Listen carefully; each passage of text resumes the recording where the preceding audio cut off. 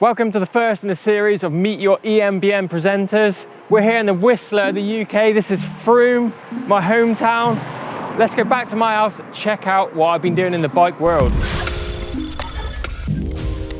So my name's Chris Smith. I'm from Frome in Somerset, a small Somerset town. I've been riding roughly around 25 years, I think, something like that, maybe a couple more years. So I've actually been professional since 2002.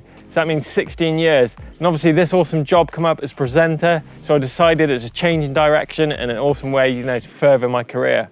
So riding for me started as a kid. I messed around on BMXs, sort of to and from my mate's house. We had BMX, planks of wood, little jumps, messing around, things like that. Used to build like trials courses on our local building site as well. But then that came a bit of more of from a mode of transport, it came to an actual interest, and we started like doing tricks, watching videos, watching the old props, BMX road falls things like that. Got a bit of inspiration for them. So I rode BMX for a little bit, but then I sort of felt I was always a bit taller, so I always found the BMX quite small. So that sort of turned my attention to the mountain biking. I think my brother actually brought me a Peugeot like hybrid like cross thing. It had shifters on the down tube and like cantilever brakes. He brought it from the car boot sale for me. He had a mountain bike already. Then we started going out hitting the trails. That was my first kind of mountain bike experience.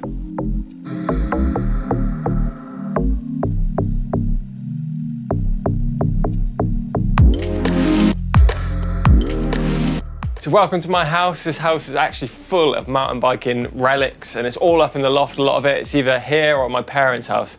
Let's have a look at a few of the little bits that we've got lying around here. So of course, I've dug out some old school photos for you. And first up, it's the embarrassing school photo here, look at that. Aged a bit since then, though, a bit more stubble. But yeah, embarrassing as always. Got my first time on two wheels. This is like a fixed steering cricket, like a little scooter thing. I actually rode it down at my parents' house, down a stair set, but the only problem was it was like an L-shaped set of stairs, so I went flying down the first step and obviously couldn't turn, so I just smashed straight into a wall. One story that Mum always reminds me about as well, so that's pretty cool. Yeah, just basically spent my whole life on bikes and got a few cool shots from over the years here. This is about 99, 2000, something like that, doing a nice fence ride, no helmet, someone's fence. Always been a bit of a bad boy on the streets. I think that fence broke in the end, sent me over the handlebars out onto the road, so that was quite a nice experience. Again, another shot from there. I think I was trying to get my knee down there, something like Rossi going around the corners. But yeah, look at the old school tracks and everything. That's a pretty cool shot as well. So this is one of my favorite shots. This is actually probably the shot sort of transgressing from being like a privateer to a pro rider. Pretty pixelated, it's an old school pic.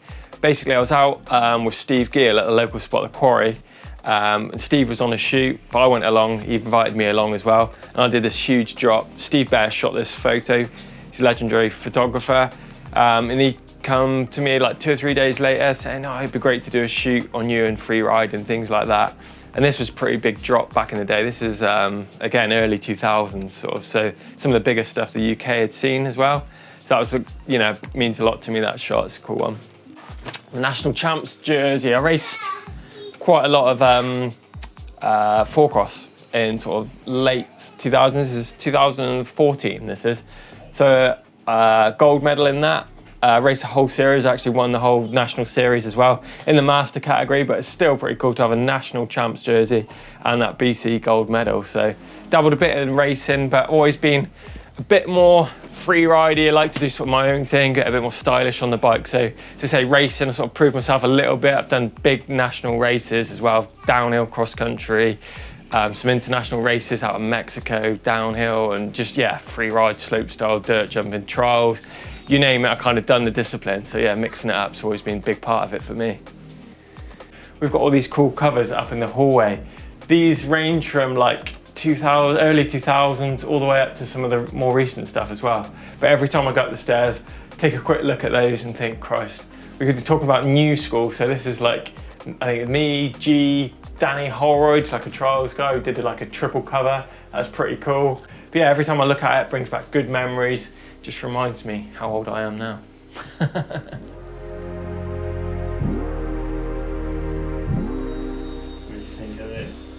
Fred's #1 freerider. That's true, isn't it? So I think one of my big first successes for me, sort of personally, was getting invited to the big UK bike show. It's actually got an invite from the organisers to come and showcase those skills that I've basically been practicing out on the trails by myself in front of, you know, a massive audience. And I was like pretty stoked to be invited along. I think I actually ended up winning that whole competition as well. So I walked away from that event like super stoked. I won all this money, shown all my skills. I think I was limping around, probably a few big crashes, but yeah, it was like a massive success for me and sort of went from there. So what do I wish I knew back then, what I know now, is actually the art of progression. I think sometimes I got a bit carried away. I started pushing tricks like way too early and like getting hurt. And like if you get hurt, it really knocks your confidence level. You know, you're up in your skills, but your confidence level is actually going backwards because you keep taking a beating, trying to push yourself too fast, too soon. You're gonna get hurt, and obviously that means time off the bike. So I was trying like these big gap jumps and crashing, and I like broke my ankle one day, you know, broke my back as well at the same time. That took me off the bike for like nearly a year. And like, I think if I hadn't attempted that, sort of back then, it's kind of like mentally scarred me. So I wish that I'd taken that time to progress to something, the next step.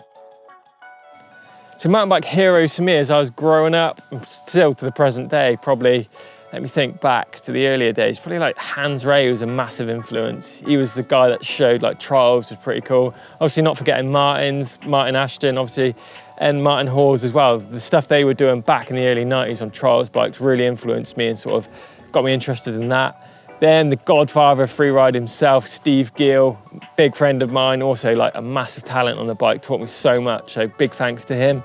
And then obviously all the big freeride stars you saw in the movies, Wade Simmons, Darren Bearclough, and again back to the UK more recently, sort of Chris Hackrig, Danny McCaskill, all those guys sort of play a massive part in my interest in bikes as well. Sam Pilgrim, obviously more up to speed with like the e-bike stuff as well. That's a big influence as well, pushing each other harder all the time.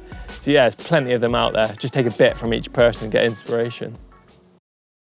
The best experience for me on two wheels is probably seeing pretty much the whole world just because of riding a bike. I've been lucky enough to go to Australia twice on riding trips. I've been all over Europe, America, you name it. I've pretty much been to every trail spot. Stuff like Utah, Rampage Sykes, Slick Rock, California, Santa Cruz, Germany, Italy, Spain, literally everywhere on bikes. I feel really lucky to have given that opportunity purely just because of riding bikes. It's been an amazing time doing all that stuff. Yeah, and I love the experience. So my favorite place to ride, it's a toss-up really. Like, used to be here where we are now. Back in the day when I had this place like prime with big lips and landings and stuff. But this was probably in its prime about 10 years ago, I suppose. So it's kind of a little run down, but this always means a lot to me, this place. So we're en route to the birthplace of freeride in the UK. This is my local quarry. I've ridden here probably countless months, hours. I spent, much of my life in this place. Have a little tour around, see some of the spots, see some of the big hits I did back in the day. Yeah, have a little ride, have a little play, get into it, see what happens.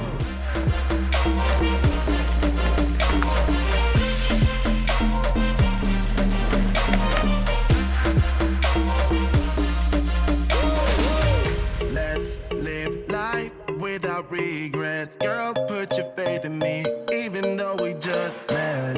Let's forget about our curfew, cause all that is stuck in my head. It's me and you, pulse speed and my heart is racing, but I'm not sure I wanna pace it, cause it only does this with you. Our bodies. So what would I have been doing if I didn't get into bikes? I don't know. When I left school, I was like always sort of pretty physical, sort of sporty kind of thing. So maybe it went down that route, but I actually worked for, I think, a year and a half of my life in a silver, like a factory, basically using these big, huge hydraulic presses, making silver photo frames, jewellery boxes, things like that. And I used to polish them on this big machine using the press. The only good thing about that job was 7 o'clock till 2, so it meant that I could ride every single day after work. But apart from that, it pretty much sucked. So one of my biggest regrets in riding is sometimes where I think how hard I've kind of pushed my body over the years. Like, I haven't really thought about when you're, late teens to mid-20s is like the highlight of your career. Is when you're pushing yourself that much harder and actually getting pretty hurt. Over the years, as I mentioned earlier, I broke my back, I've broken both ankles, I've broken arms, broken elbows, broken wrists, broken shoulder blades, let alone the amount of times you've been knocked out and things like that. So I sometimes wish that I'd sort of thought about that a little bit more, because it does sort of play on your mind a little bit. Like, I think when I'm 60, I'm like thinking, Christ, you know, I'm 37 now, and sometimes things can get pretty hard, like with your body. So I just wish that I'd thought about that a little bit more, maybe when I was younger.